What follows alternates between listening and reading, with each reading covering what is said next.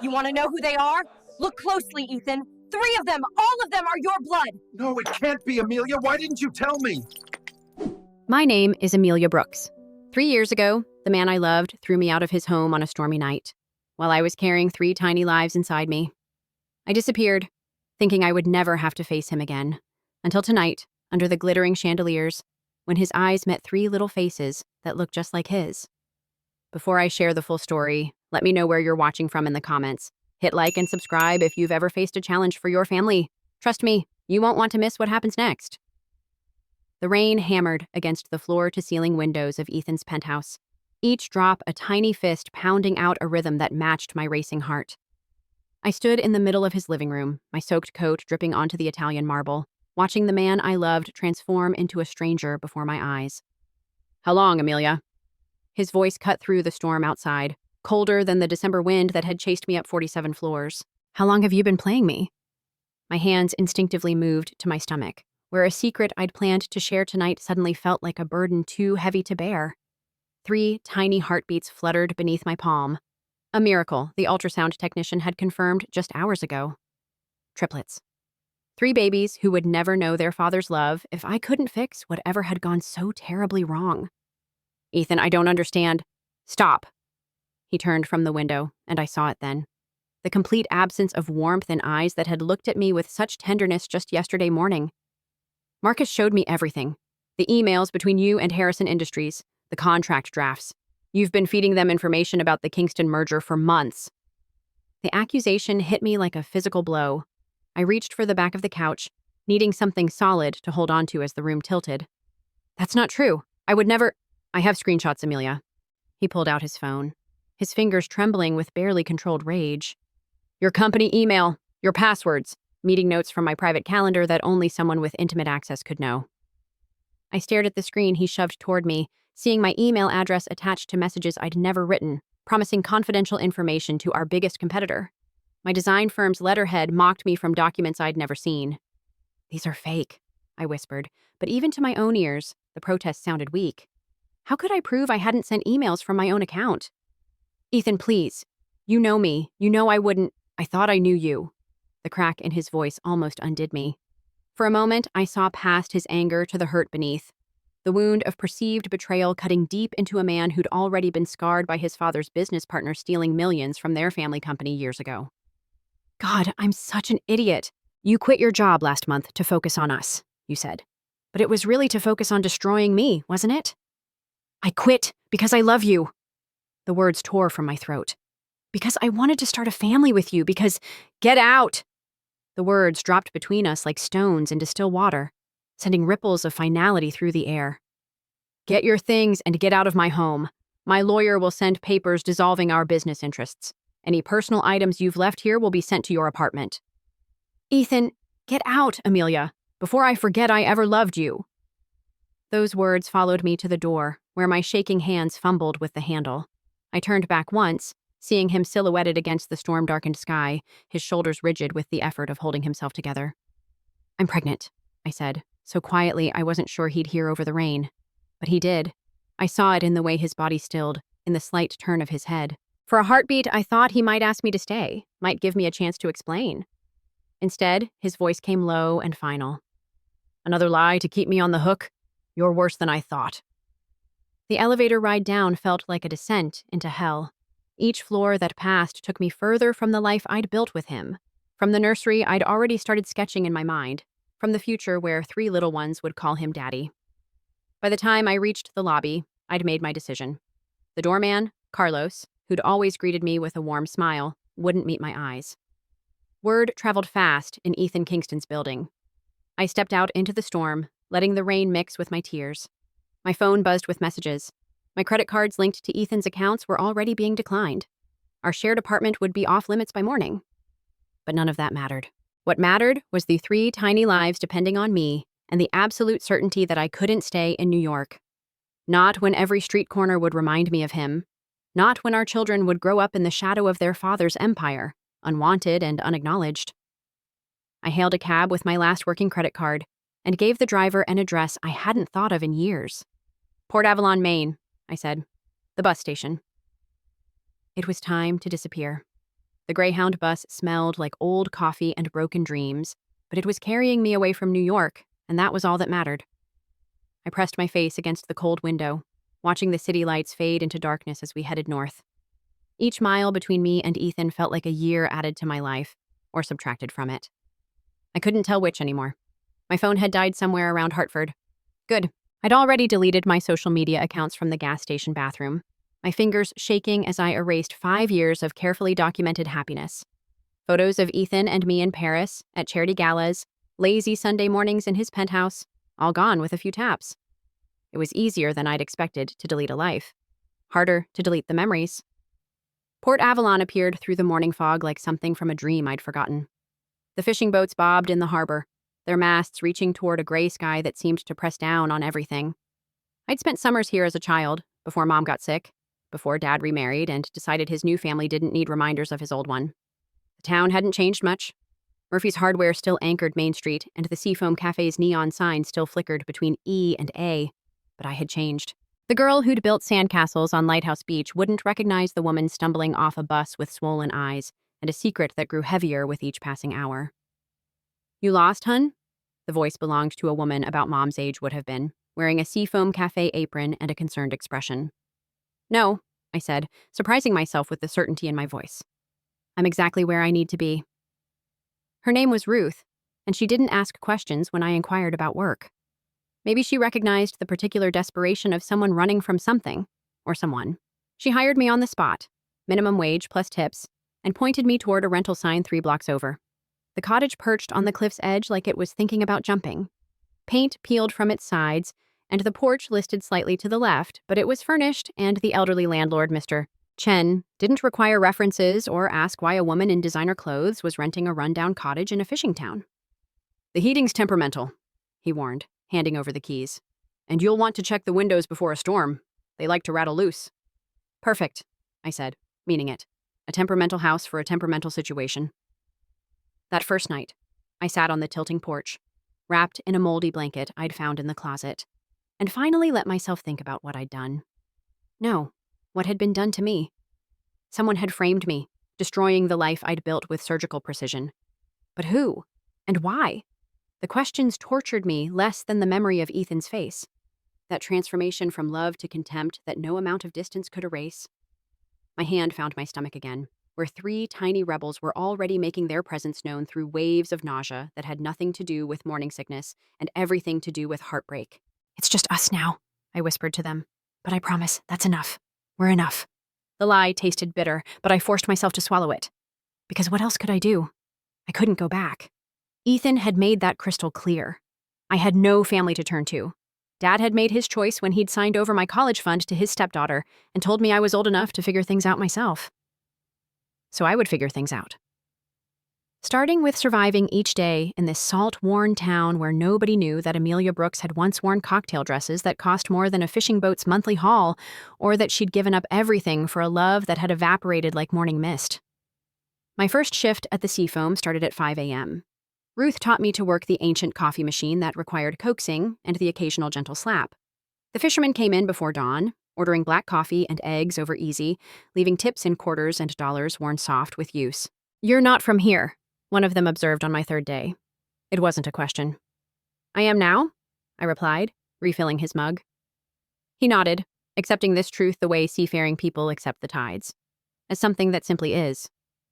By the end of my first week, I'd learned the regulars' orders, found a doctor who didn't blink at my lack of insurance, and started writing in a journal I'd bought at Murphy's. The first entry was just 3 lines. "Ellis, if you're a boy, strong like an oak. Nora, for a girl, light in the darkness. June, because hope blooms even after the hardest winter." The smell of coffee made me retch every morning, but I'd learned to breathe through my mouth while pulling shots of espresso. My belly had swollen to the point where hiding was impossible, and the regulars at Seafoam had adopted my pregnancy as communal property. "Triplets?" Captain Murphy whistled low when I'd finally admitted the truth. "Girl, you're gonna need a bigger boat." He wasn't wrong. The cottage that had seemed quaint in December felt like a matchbox by March. I'd started my side business, doing freelance design work under a fake name, building websites for small businesses that paid in cash. Every dollar went into a jar labeled Future, which sat on the kitchen counter growing heavier and lighter in turns as expenses ate away at savings. "You need to slow down," Ruth said, watching me bust tables while fighting another wave of dizziness. The doctor had used words like high risk and bed rest recommended, but bed rest didn't pay for prenatal vitamins or the security deposit on a bigger place. That's when Oliver walked in. He wasn't a fisherman. That much was clear from his clean hands and the camera bag slung over his shoulder. "A photographer," he said, documenting small-town Maine for some magazine feature. He ordered black coffee and a blueberry muffin, then spent 3 hours in the corner booth, not taking pictures but sketching in a notebook. "You're the designer?" he said when I refilled his cup for the 4th time. "I've seen your work. The new website for Murphy's Hardware? Brilliant use of negative space." My hand stilled on the coffee pot. Nobody here knew about my design background. "I think you're mistaken. Amelia." He said my name quietly, like a secret between us. "It's okay. I'm not here to cause trouble. Just admiring your resilience." The word sent ice through my veins. "Who are you?" "Someone who knows what it's like to be destroyed by the Kingstons." His smile was sad and sharp-edged. "Small world, isn't it?" I should have walked away. Should have told Ruth I was sick and gone home to my tilting cottage. Instead, I found myself sitting across from him during my break, listening to a story about a small tech startup crushed by Kingston Global's aggressive expansion tactics. Victoria Hale's name came up 3 times. "She's Ethan's new VP of Acquisitions," Oliver explained. "Also, his new fiancée, according to page 6. The coffee cup slipped from my nerveless fingers, shattering on the floor.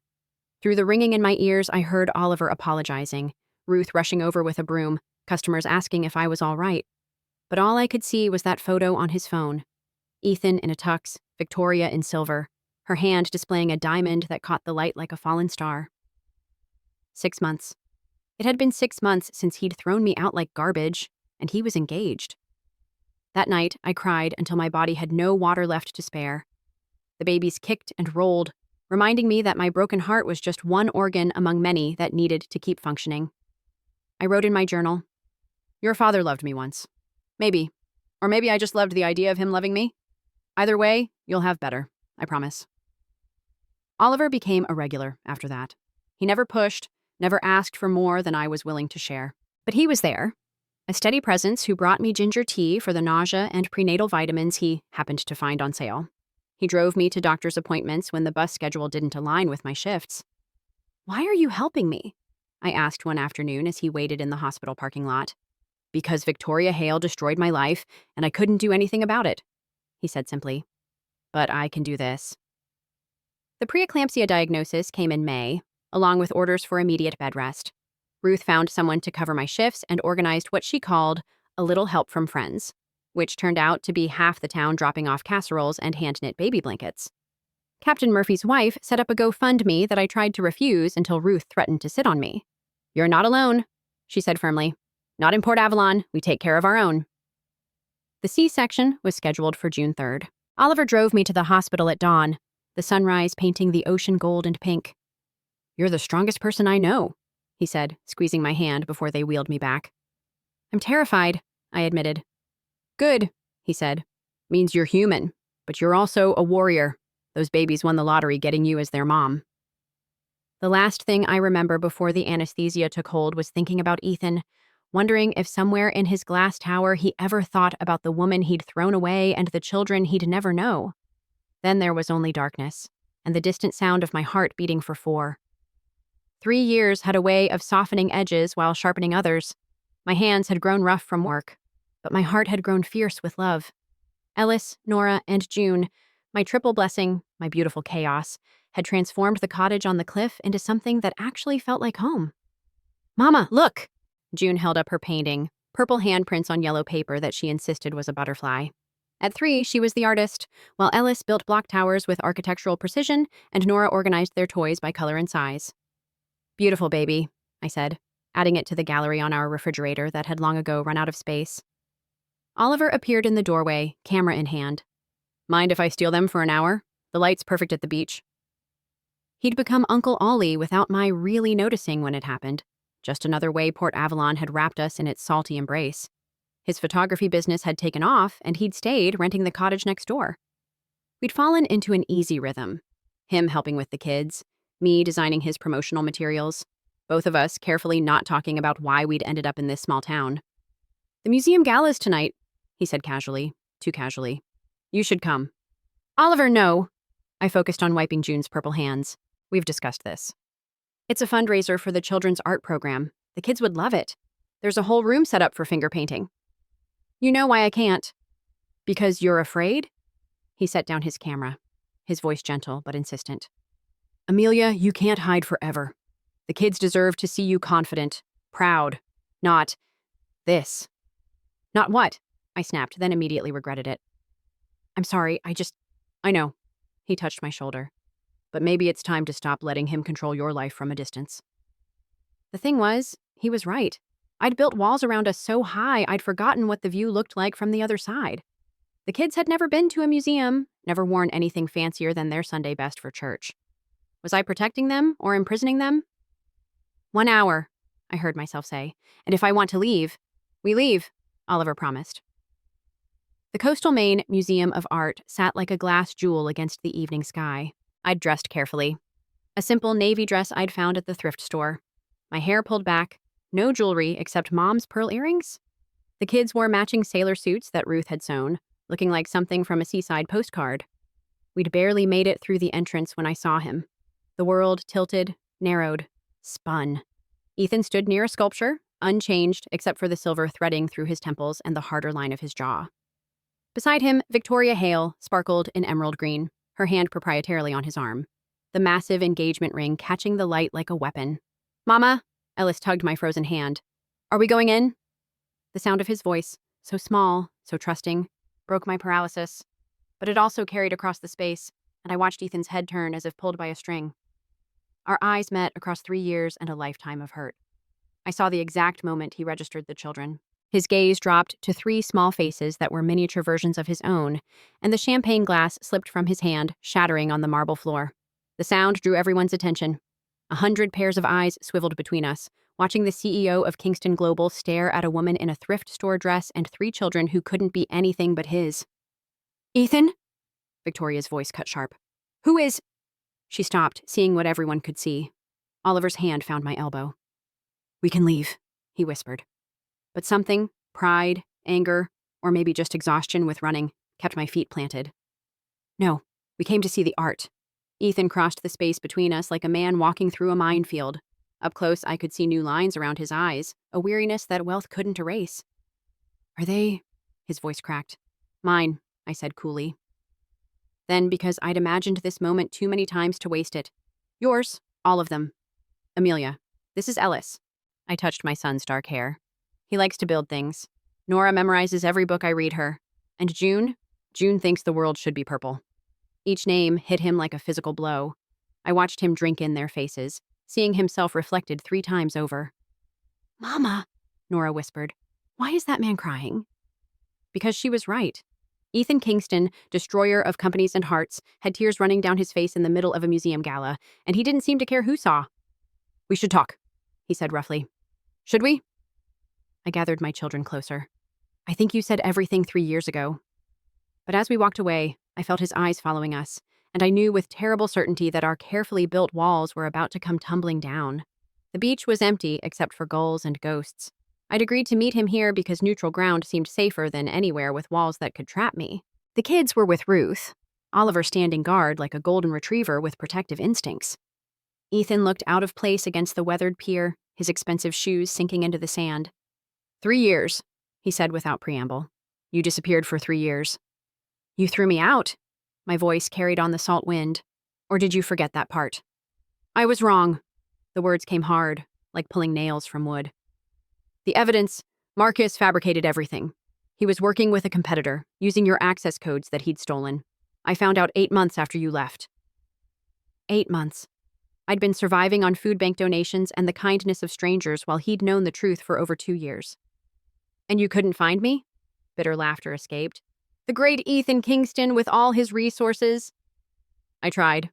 He turned to face me fully, and I saw devastation written in the lines of his face. Credit cards canceled, phone disconnected, social media deleted. "It was like you died, Amelia. Do you know what that did to me? Do you know what you did to me?" My control shattered. "I was pregnant, Ethan. Scared. Sick. Alone. You called me a liar when I tried to tell you. You chose your pride over us. Over them. I know. His voice broke. God, I know. When I finally tracked down your father, he said he hadn't heard from you in years. Your friends, your colleagues, nobody knew where you'd gone. Because I couldn't risk you finding us. The truth tasted like seawater. I couldn't let my children grow up knowing their father saw them as leverage in a lie. They're mine. It wasn't a question. The boy, Ellis, he has my grandmother's eyes. They all do. I wrapped my arms around myself. June has your stubborn streak. Nora, your intellect. Ellis is you at that age, down to the way he furrows his brow when he's thinking. You named them. Wonder crept into his voice. You gave them family names. They deserve to know where they came from, even if they never knew you. We stood in silence, watching waves erase footprints like time trying to erase pain. Finally, he spoke again. Victoria and I aren't really engaged. The admission came quiet. It's a business arrangement. Her father owns shares I need to maintain control of the company. We've been playing pretend for 2 years. That's not my concern. Isn't it? He stepped closer, and I caught his cologne mixed with sea air, a combination that threw me back to better times. You loved me once. I loved who I thought you were. The words cut both ways. But that man would have trusted me, would have fought for me. I'm fighting now. Too late, Ethan. 3 birthdays too late. First steps, first words, first everything. Too late. But even as I said it, I thought of Oliver's words earlier. Maybe it's time to stop letting him control your life from a distance. Was I punishing Ethan or myself? Were my children paying for my pride? There's something else, I said, watching his face carefully. Oliver Chen, remember him? Ethan's expression darkened. Chen Industries. We acquired them. He stopped, understanding dawning. He's here? He's been helping me, helping us. I lifted my chin. He told me what Victoria did to his company, how she fabricated environmental violations to force the sale. That's business, Amelia. That's people's lives, Ethan. The old frustration rose. Just like I was business when you thought I'd betrayed you. Just like our children were acceptable casualties. That's not... He ran a hand through his hair, a gesture I remembered from when he was stressed. What do you want me to say? That I've regretted it every day? That I've had investigators looking for you for 2 years? That I kept your things in storage because I couldn't bear to truly let you go? I want you to leave. The words surprised us both. Go back to New York, to your fake fiancé and your glass tower. We're fine here. Are you? His eyes sharpened. Oliver told the curator you've been working minimum wage and freelance jobs, living in a cottage held together by prayer and duct tape. That's fine to you? It's honest work? I met his gaze steadily, which is more than some can say. He flinched. I want to know them. They're my children. No. The word cracked like a whip. They're mine. You made that choice 3 years ago.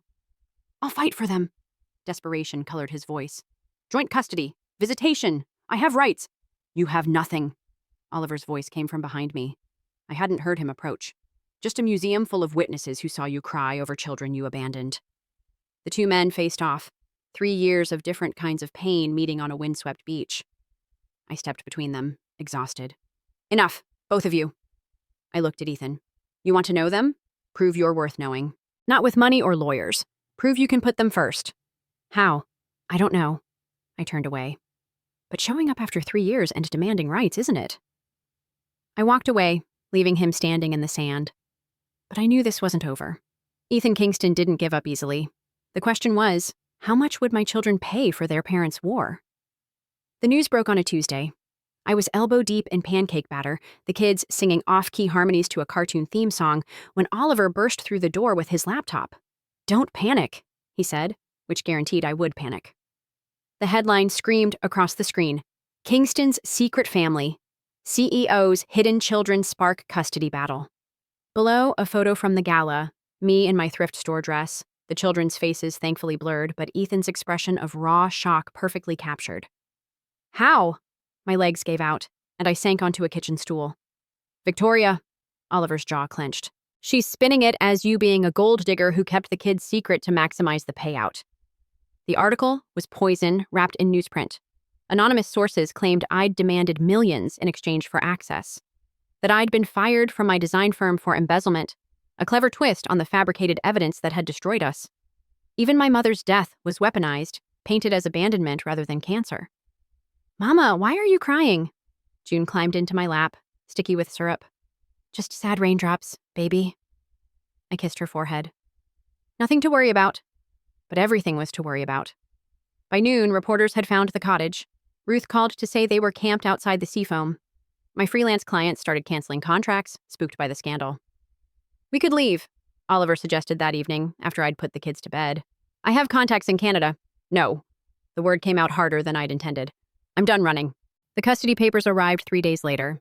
Victoria had been thorough. Ethan was seeking full custody based on my unstable living situation and questionable associations. The cottage's safety violations were documented in excruciating detail. My minimum wage job was evidence I couldn't provide. Even Oliver's presence was twisted into something sordid. They're trying to bury you, my court-appointed lawyer said, looking defeated before we'd begun. Kingston has the best family law team in the country. Then why is he doing this? I stared at the papers. He said he wanted to know them, not steal them. Maybe he changed his mind. But she sounded doubtful. The truth came from an unexpected source. My phone rang at midnight, unknown number. I almost didn't answer. Don't hang up, Ethan's voice, rough with exhaustion. I'm on a burner phone. Victoria can't trace it. You're suing me for custody. Victoria is suing you. Using my name, my lawyers, my money. Bitterness bled through every word. She has power of attorney for certain matters, part of our business arrangement. I'm trying to stop it, but she's threatening to release information that would destroy the company, cost thousands of jobs. So you're choosing the company. Same song, different verse. I'm trying to choose everyone. He paused. There's a shareholder meeting in 2 weeks. If I can maintain control, I can end this. The custody suit, Victoria, all of it. But I need time. My children aren't pawns in your corporate games. Our children, he corrected quietly. And I'm trying to protect them. Victoria's more dangerous than you know. The way she destroyed Oliver's company, that was just practice. After he hung up, I sat in the dark, processing. Was he lying, playing both sides, or was this the truth finally showing its face? The answer came the next morning when Oliver returned from town with groceries and gossip. You'll never guess what happened. Someone leaked a recording from inside Kingston Global. Victoria Hale discussing how to eliminate the baby mama problem permanently. My blood chilled. Eliminate how? Legal destruction, financial ruin, making you look so unfit that you'd lose the kids and disappear. He set down the milk with shaking hands. But here's the interesting part. The leak came from inside Ethan's private server. So Ethan was fighting, in his own way. But would it be enough? The next 2 weeks passed in a blur of legal preparations and sleepless nights. The kids sensed the tension, becoming clingy and fearful. Ellis started having nightmares. Nora stopped eating. June drew pictures of our family with angry black scribbles where faces should be. This has to stop, I told my reflection the night before the first hearing. The woman in the mirror looked hollow, defeated. But then I thought about my children sleeping down the hall, trusting me to keep them safe. I thought about every single mother who'd been crushed by powerful men and their money. And I decided that tomorrow I wouldn't just defend. Tomorrow, I'd fight back. The hearing was set for 9 a.m. By 8:30, everything would change. The morning of the hearing, I dressed carefully in my only suit, hands steady despite the storm inside. The kids were with Ruth, their bags packed in case we needed to run. Oliver waited in his car, ready to drive us anywhere but here if things went wrong. But at 8:27 a.m., the world shifted. Every major news outlet simultaneously released the same story. Kingston CEO admits fault in custody battle, reveals corporate corruption. I watched on my phone, frozen in disbelief, as Ethan stood before a room of journalists and shareholders, laying his soul bare. 3 years ago, I made the worst mistake of my life, he began, his voice carrying the weight of carefully held truth. I accused the woman I loved of betrayal based on fabricated evidence. I threw her out while she was pregnant with our children I've never met because of my pride and stupidity. The room erupted, but he continued, each word a nail in his corporate coffin. I'm here to set the record straight. Amelia Brooks never betrayed me. She was framed by people I trusted. And when she tried to tell me about our children, I called her a liar. His voice cracked. I've spent 3 years building an empire while she raised our triplets alone, working minimum wage, living in poverty, because I failed her. But he wasn't done. The real bombshell came next. The current custody suit was filed without my true consent, orchestrated by my business partner Victoria Hale as leverage for a merger that would have destroyed countless small businesses, just as she destroyed Chen Industries through fraudulent means. He produced documents, Recordings, evidence of Victoria's systematic destruction of competitors. Every dirty secret, every underhanded deal laid out for the world to see. Effective immediately, I'm stepping down as CEO of Kingston Global. My shares will be placed in trust for Ellis, Nora, and June Brooks, my children, who deserve better than a father who chose money over family. The feed cut to chaos. Shareholders screaming, reporters shouting questions, Victoria being escorted out by security, her perfect face twisted with rage. My phone rang. Ethan. The custody suit will be withdrawn within the hour, he said without preamble. Victoria's been arrested for corporate fraud. The FBI had been building a case, I just gave them the last pieces. Ethan, I'm disappearing for a while. The media circus, the legal fallout. You don't need that chaos around the kids. When the dust settles, if you'll let me, I'd like to meet them. Not as someone with rights or demands, just as someone who wants to earn the chance to be in their lives. Why? The word came out strangled. Your company means nothing. Simple. Final. I spent 3 years building kingdoms on sand while you built a family on solid ground. I know which one matters now. The line went dead. The hearing was canceled. The reporters vanished, chasing the bigger story of Victoria Hale's arrest and the collapse of Kingston Global's leadership. 3 days later, a package arrived. Inside was a letter, handwritten on plain paper. Amelia, I could fill pages with apologies, but words are what failed us before. So let me try actions instead. I've enclosed the deed to a house in Port Avalon, the blue Victorian on Lighthouse Road. It's in your name alone. No strings, no conditions, just a safe place for our children to grow. There's also an account for their education and medical needs. Again, in your name. Use it or don't, but it's there. I'm in Vermont, selling everything that tied me to who I used to be, the man who valued contracts over hearts, profits over people. I'm burying him as deep as I can.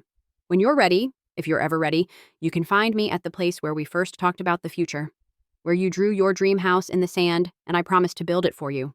I'll be there, fixing what's broken, starting with myself. I don't expect forgiveness. I don't expect anything. But I needed you to know. Every choice I make now begins with the question, what would the father they deserve do? Thank you for protecting them when I failed to protect you. Ethan, P.S. Ellis has my grandmother's eyes, but I hope he has your heart. It's worth so much more. I read the letter 17 times, then sat on my tilting porch as rain began to fall. Somewhere in Vermont, the man who'd broken me was breaking himself down to rebuild. The question was, would any of us recognize what he became? 6 months later, I stood at the base of the lighthouse, watching my children chase waves in their rain boots. The blue Victorian on Lighthouse Road had become home, though I'd insisted on paying rent to a trust in the children's names. Pride, maybe, or just the need to build something that was truly ours. He's here, Oliver said quietly, appearing at my shoulder. I didn't turn. I'd known Ethan would come today, the anniversary of when we'd met 5 years ago. He'd been rebuilding the old lighthouse, turning it into a children's library and community center. The whole town talked about the mysterious benefactor who worked sunrise to sunset, paint-stained and purposeful. Ellis has been asking about him, I admitted. Saw him in town last week. Said the man looked sad and asked if we could share our happy. What did you tell him? That sometimes people need to find their own happy first. But watching Ethan approach across the beach, I wondered if I'd been wrong. He looked different. Sun-weathered instead of office pale, wearing work clothes instead of suits. His hands showed calluses from honest labor.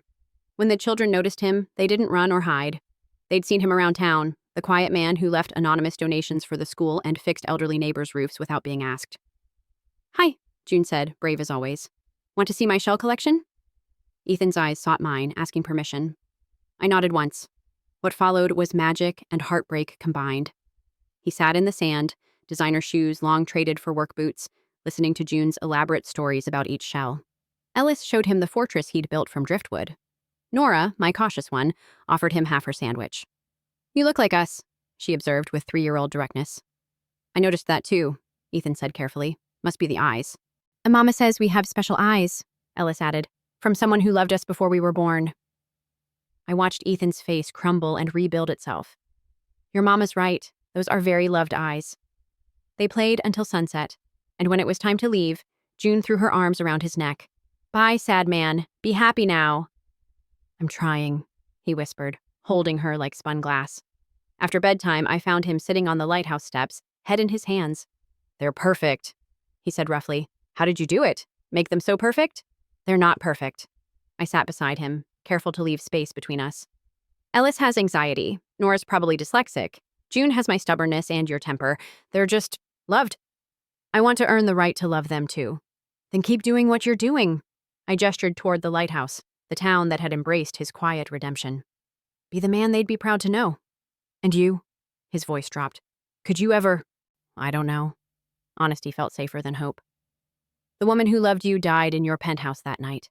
But maybe someone new could learn to trust someone new. We sat in silence, watching stars appear over the ocean. Finally, he stood. I'll be here, he said simply. However long it takes, whatever it takes. I'm not asking you to wait. You're not asking me to do anything. That's the point. He smiled, sad and real. I spent so long taking what I wanted, I forgot about giving what was needed. The kids need stability, consistency. You need to see I've changed. So I'll be here, fixing things, being part of this community. And maybe someday, he didn't finish. Didn't need to. 3 weeks later, the Lighthouse Library opened. The whole town came, including 3 little judges who declared the children's section very good and promptly claimed the reading nook as their own. I watched Ethan watch them, saw the father he was becoming in the way he knelt to their level, listened to their stories, took their opinions seriously. He's not what I expected, Ruth murmured beside me. He's not what he expected either, I replied. That night, I let the children call him Mr. Ethan instead of the sad man. It was a start. Because sometimes love isn't about finding your way back to what was. Sometimes it's about choosing to build something new from the pieces that remain. And choice, deliberate, daily, difficult choice, that's where real happiness lives. We weren't there yet. Maybe we'd never be. But for the first time in 3 years, I believed we might. The lighthouse beam swept across the water, illuminating paths through darkness. In the end, that's all any of us can do. Choose our direction and hope the light holds long enough to guide us home. Sometimes, forgiveness isn't about giving someone a second chance. It's about giving yourself peace. Never let pride or pain stop you from choosing what's best for your happiness and your family. Heal, grow, and remember. Strength isn't in holding on, it's in knowing when to rebuild.